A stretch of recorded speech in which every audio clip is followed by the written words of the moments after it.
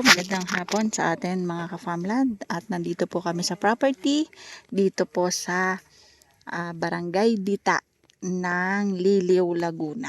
So yan pong kabila ng farm na yan po ay Pila, Laguna na. So ito po yung property ay libot po ng pader, so gated. Yan nga po, may gate.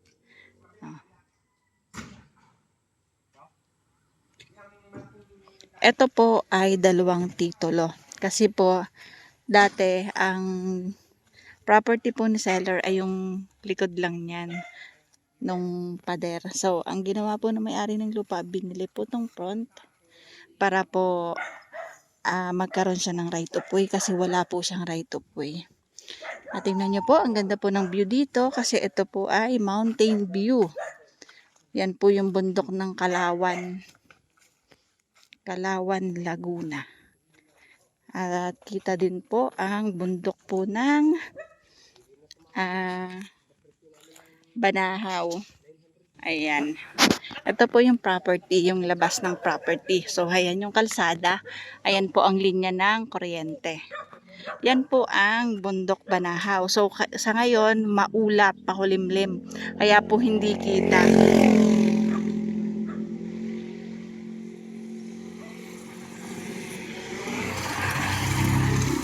Yan, bundok Banahaw po yan.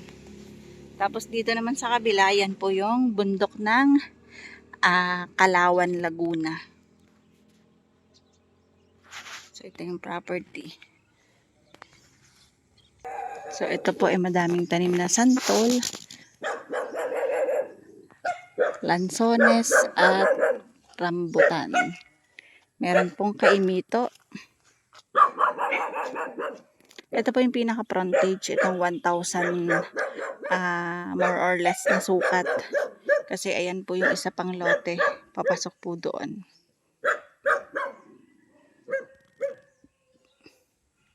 Ito pong frontage ay libot po ng pader, so gated.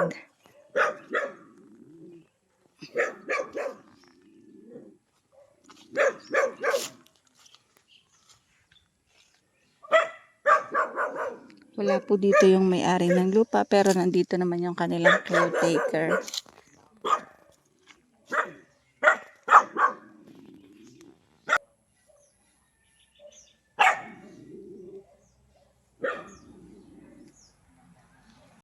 Ang total land area po nitong dalawang lote na ito ay 10,176 square meter po. Ang ganda po nitong tayuan ng kubo. Kasi po mountain view ang bundok ng Banahaw. So pasok tayo dyan sa loob ng property para po makita ninyo kung ano pong nilalaman ay ang area na nandyan. So tawagin lang natin si Kuya kasi madami siyang alagang aso.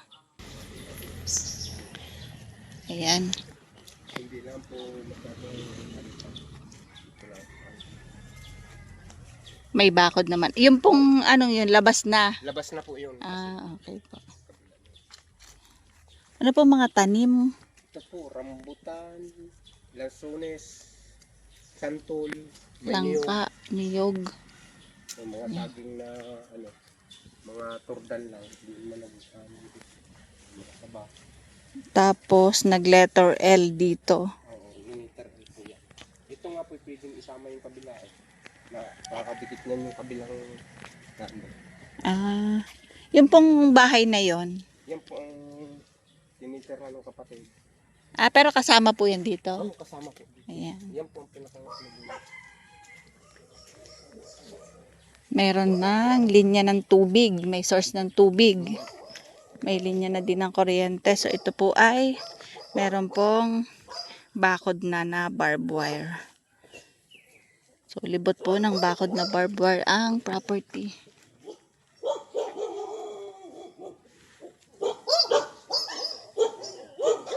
Meron na din pong bahay kubo.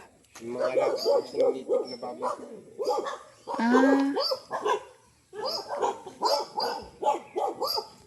Pwede palang mag-alaga dito. Huwag hindi lang ganong kadami. Oo, Ito ay nilibot nila ng bakod kasi nandyan yung kubo na tinutuluyan nila.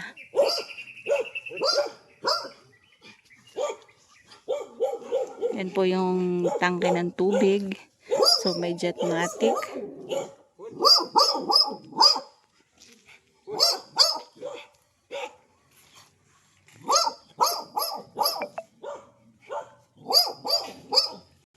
Ayan, meron po alaga silang mga native na baboy. Pwede po dito, hindi lang po ganoon kadami. Ito po ay mga santol Bangkok.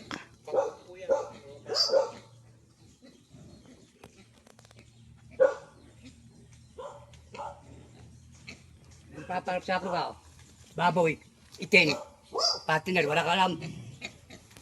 Kahit ilam. Nakita ko itin eh. Ayan, may mga native din na manok. Hanggang saan kuya yung lupa?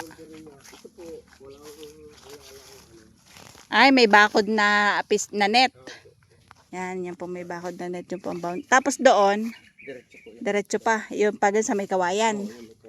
Ito Okay. malayo pa doon sa may Sa may, ano, patay na kahoy na yun. sa may water. Ano to kuya? Makopa. Ah, Yung makopa. malalaki. Oho. Parang mansanas ang tamis niya makopa na yan. Ibang klase. Oh. Yan, may makopa. Mahalang din ang kilo niyan. Hindi yung basta makopa. Ay, nabibili. Mm. Eh, paano kuya yung ano nito, yung mga tanim? May nag-aangkat dito? May nag...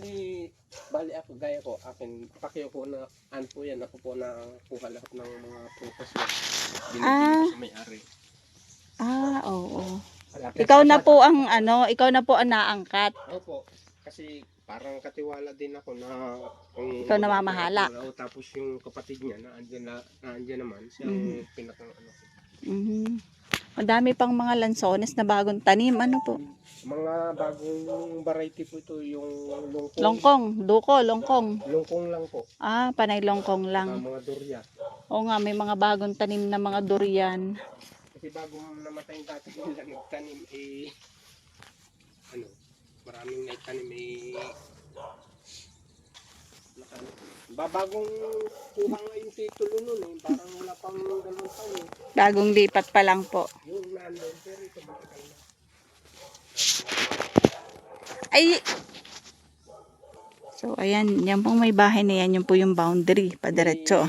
May right to po yung palabas po yan. So, ang property ay yun ang pinaka boundaryhan yung sa may mga durian. Madaming durian dito na nakatanim. 1, 2, 3, 4, 5, 6. Wala pong problema sa pag-ano yan. 7. Pado, kanto. Di ikaw din po ang nag-harvest ng mga yan. So, ikaw na po nagbebenta. Ayun, tindahan ko po yung yung nandito sa labas sa may tubigan. Oo. Nung wala pa yung kapatid niya dito, ako pinakang caretaker nito. So, padiretso ang property, papunta pa doon, sa area doon. Ito po yung flat. Kuya, walang baha. Wala po hindi po binabaha itong lugar na ito. Itong lugar na ito ay mataas. So, iwas baha, walang baha. Tinangan ako pa, yun yung nabibili. Kami bahay. Kasama yun ang bahay ng kapatid na. Yan yung mga makopa. Hindi nakasama yun. Yan ang Daming bulaklak ng makopa. kasama. Alin? Hindi rin. Maganda rin. Hindi magkakong bago. Yun, nandiyan naman. Yung santol.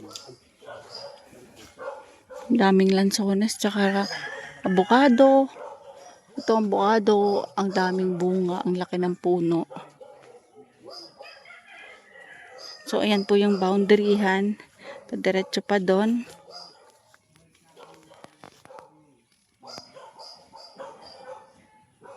Flat po ito at walang baha.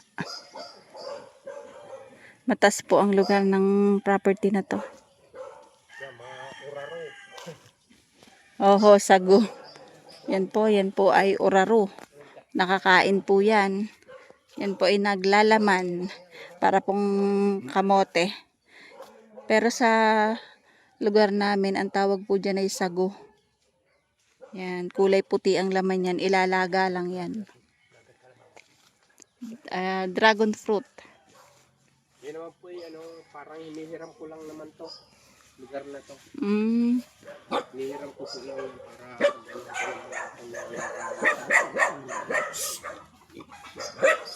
pasok ka dyan.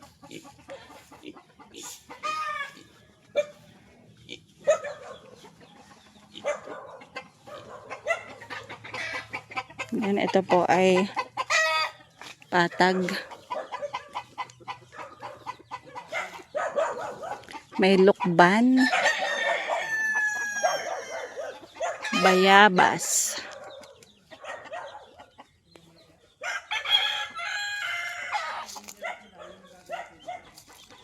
So, dyan po yung boundary ng property.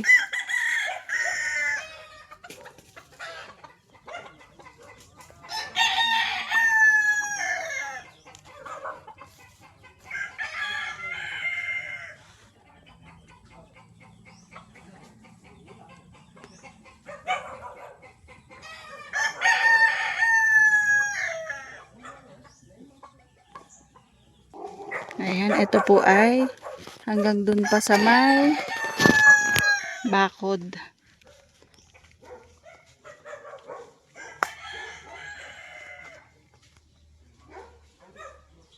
Yan, tuturo ni Kuya yung nagbabantay dito. Kung saan yung pinaka-boundary. So, ito'y sako pa po ng boundary, ng property.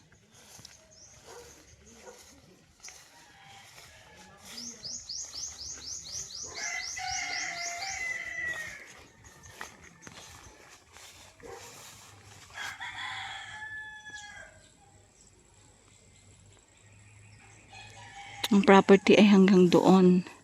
So, nandun yung bakod.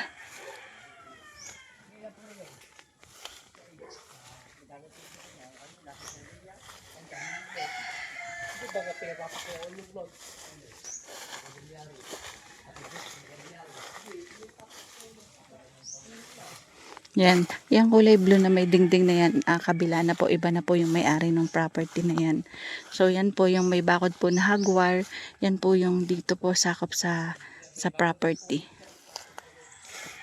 So, paikot po. Papunta po dyan sa may kawayan.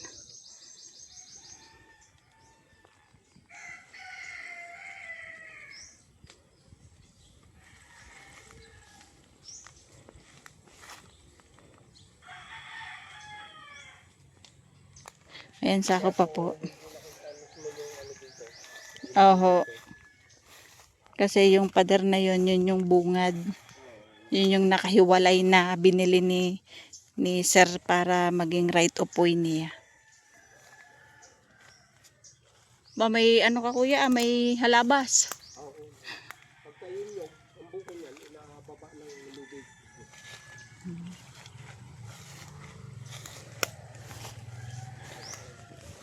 Yan po, iba na po yung property na yan.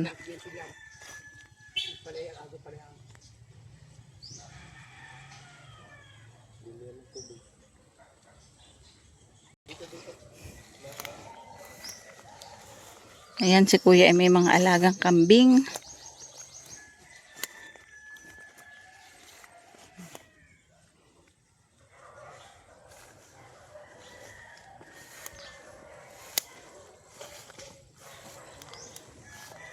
Kung mapapansin nyo, yung pader na yan, yan po yung bukana.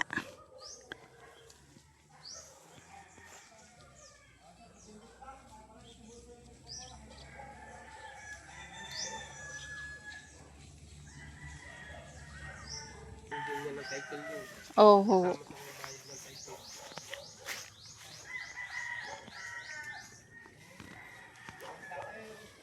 Ito po ay 10,176 square meter. Yung bukana nga po, nakabukod yun kasi ginawa po yun, binili po talaga yun ng may-ari ng lupa para maging right of way niya papasok dito sa property na ito. Kasi po yun po ay nasa 1,000 square meter ang total. Libot po yun ng bakod, may pader, may gate po. So ito po yung mountain view dito po sa Barangay Dita, Diliw, Laguna. Ito po ay ang presyo ng may-ari ng lupa ay 15 million. So, kayo na po ang bahalang makipag-usap sa may-ari ng lupa, do sa mga buyer na makakagusto dito sa property. Willing po makipag-negotiate ang may-ari ng lupa.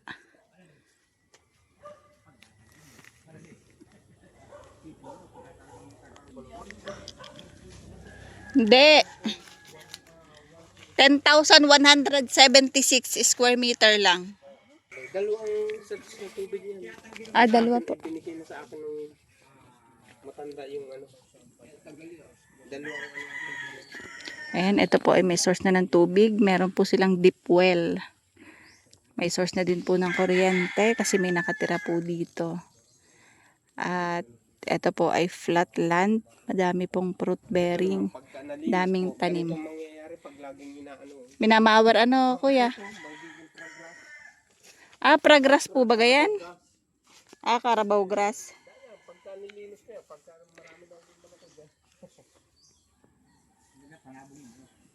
Ayan.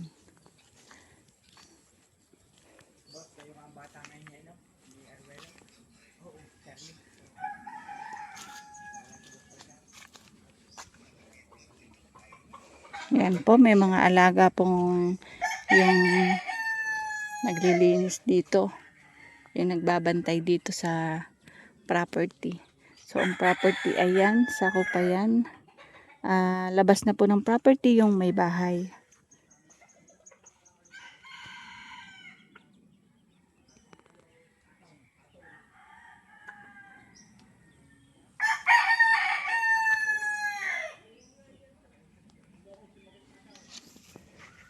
Doon po ako galing kanina.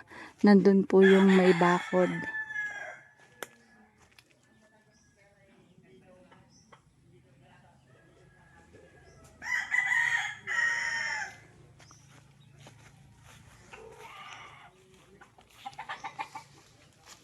Inuulit ko mga ka-farmland, ito po ay 10,176 square meter. Patag.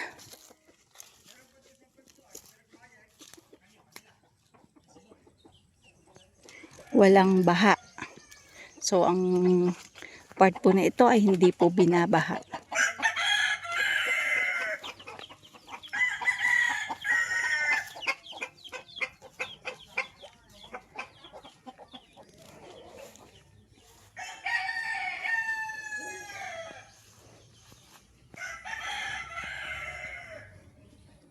Maganda po ang property mga ka-farmland kasi pwede ka po mag-alaga ng mga ilang baboy. Basta hindi po piggery, pero yung backyard farming po, pwede po dito. Kasi napansin ko po si kuya, mga ilang peraso po yung nandyan. So hindi naman po nangangamoy. Sobrang dami po ng fruit bearing dito. Ito po ay malapit po sa Kalumpang National Road. Siguro po more or less ang layo po naman ito sa Pila Town proper po ay mga 4.5 kilometers. Kasi mas malapit po yung area na doon sa sa Papila.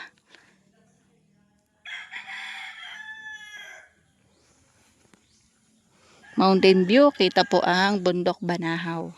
So balik tayo doon sa may bukana ng property.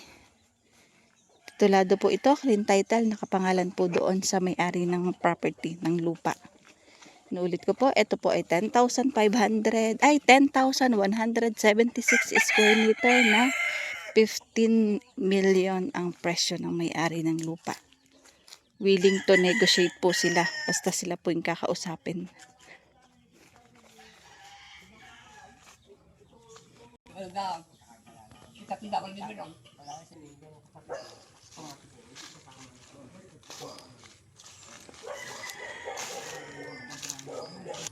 Ayan. Yan po, magtataka kayo kasi ayan nga po yung sinasabi ko, may pader dyan. Pero kasama yan sa property. Yan yung nabili na para gawing right of way.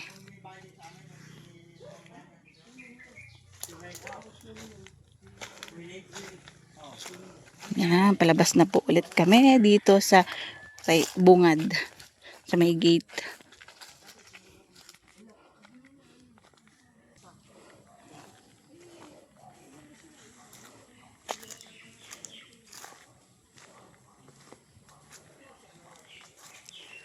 mountain view ang Bundok Banahaw.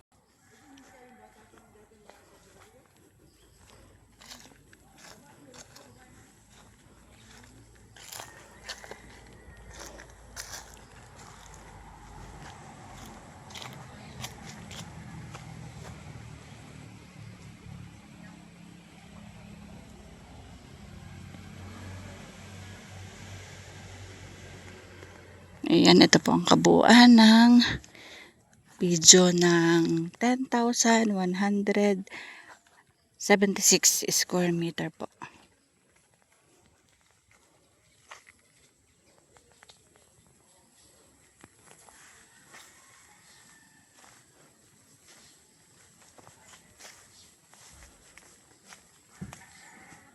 So, paano mga farmland? Bye-bye po. See you for the next videos. God bless po sa ating lahat. Bye-bye.